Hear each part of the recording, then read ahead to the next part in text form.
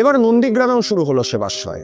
মাননীয় মুখ্যমন্ত্রী মমতা বন্দ্যোপাধ্যায়ের অনুপ্রেরণায় ডায়মন্ড হারবার লোকসভা কেন্দ্রের সাংসদ, আমাদের দলের সর্বভারতীয় সাধারণ সম্পাদক অভিষেক বন্দ্যোপাধ্যায় ইতিমধ্যেই দফায় তার লোকসভা কেন্দ্র ডায়মন্ড হারবার জুড়ে সেবাশ্রয় ক্যাম্প করে ফেলেছেন, যা সর্বান্তকরণে সাফল্যমণ্ডিত।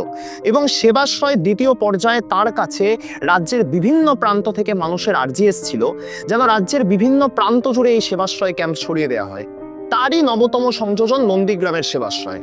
আমরা ইতিপূর্বে দেখেছি অভিষেক বন্দ্যোপাধ্যায়ের সেবাশ্রয়কে নকল করার জন্য নন্দীগ্রামের বিজেপি বিধায়ক লোডশেডিং করে জেতা শুভেন্দু অধিকারী হেলথ ক্যাম্প করেছিলেন, যে হেলথ ক্যাম্পগুলি কার্যত দিনের পর দিন ধরে ফাঁকা ছিল।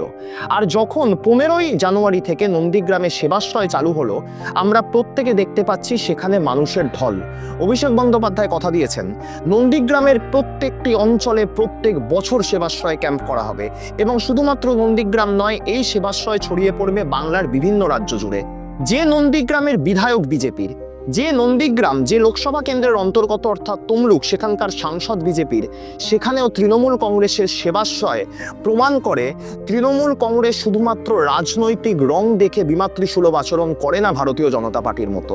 আমরা বিশ্বাস করি অভিষেক বন্দ্যোপাধ্যায়ের সেবাশ্রয়ে ঠিক যেরকম মমতা বন্দ্যোপাধ্যায়ের মস্তিষ্ক প্রসূত লক্ষ্মীর ভাণ্ডারের উপকার বিজেপির প্রাক্তন রাজ্য সভাপতি এবং সাংসদ দিলীপ ঘোষের পরিবারও নিয়েছিলেন, সেরকমই হয়তো আগামী দিন অভিষেক বন্দ্যোপাধ্যায়ের মস্তিষ্ক প্রসূত সেবাশ্রয়ের উপকার নিতে শুভেন্দু অধিকারীর পরিবারের লোকেরা উপস্থিত হবেন।